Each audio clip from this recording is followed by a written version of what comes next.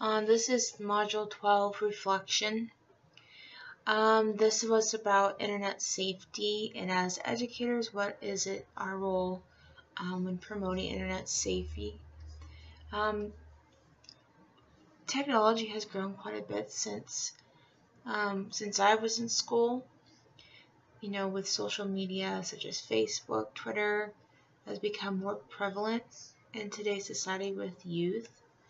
Um, and a lot of these students now have access to Chromebooks, so they're using the internet to do homework, to research, so they're exposed to a lot of different avenues of technology.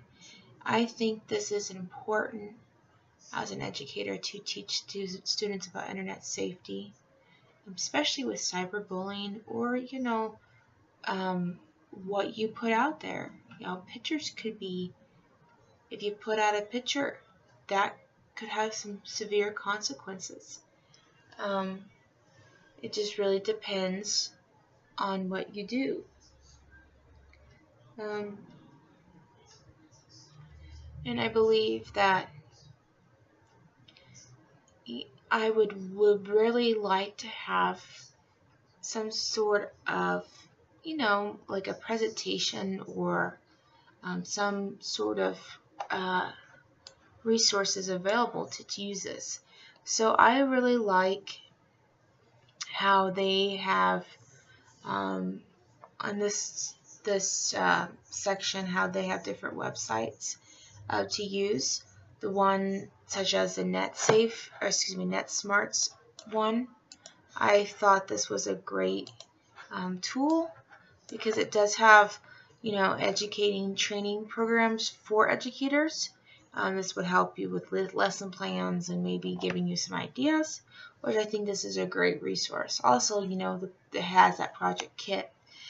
So this also helps teaches students about privacy, digital ethics, cyberbullying, and there's also different presentations to use, which I would like to incorporate into my classroom.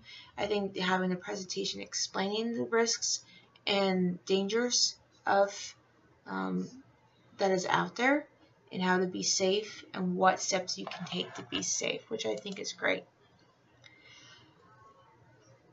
The next question is, again, did you explore the NetSmart website and completing the Teaching Digital Citizen Training Program?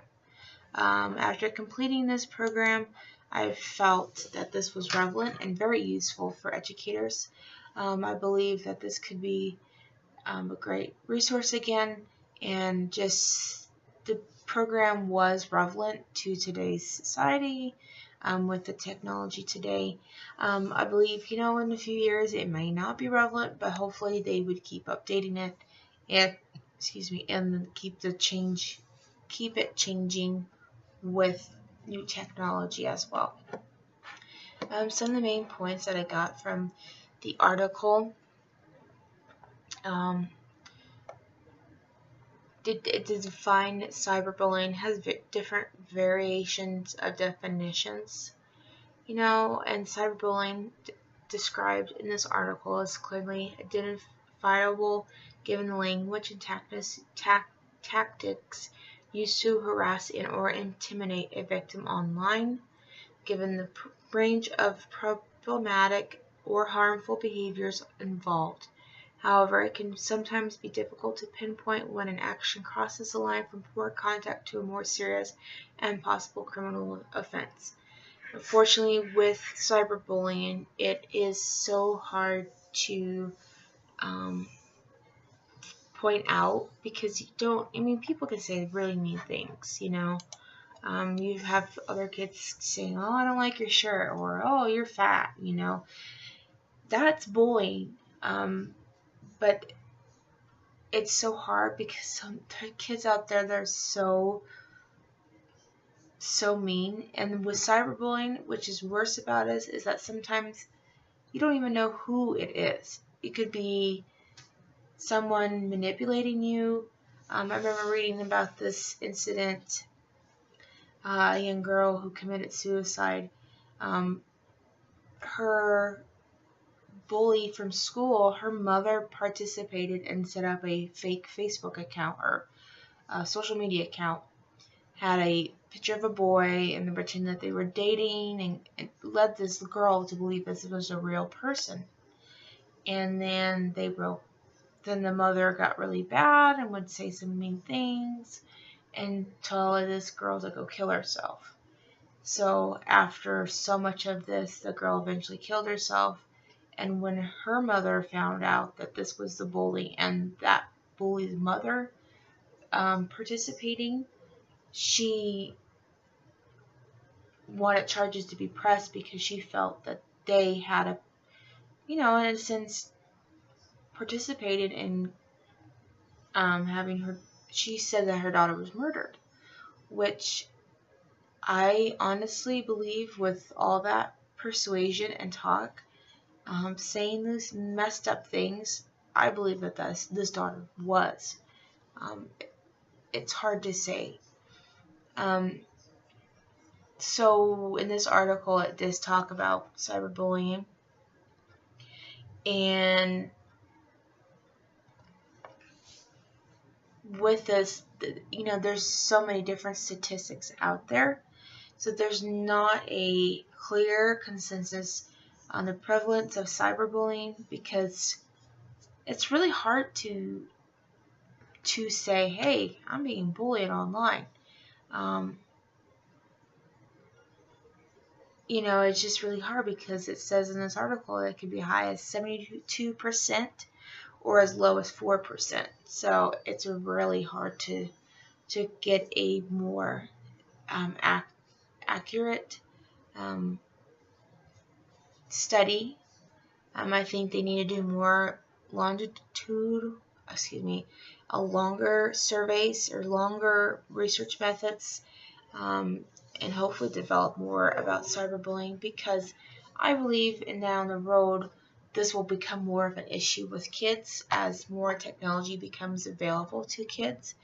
Motives, it just changes. It could be from kids from school using this internet to bully their victim in any other ways they can find possible to be, to torture them. So I think within the internet use, it's really hard for youth to be protected, especially not to have to deal with this. So they did provide some preventive or coping strategies, and they were encouraging youth not to disclose any identifying information online, utilizing IP addresses to track and block problematic visitors, and switching online user accounts if harassment begins. So those are good tools, or good suggestions. Another one that they talked in this article was sexual solicitation, and we see a lot of this with youth. Especially with younger girls, they are talking to guys they think are teenager boys, end up to be grown men who are wanting photographs of girls, either naked and really provocative pictures.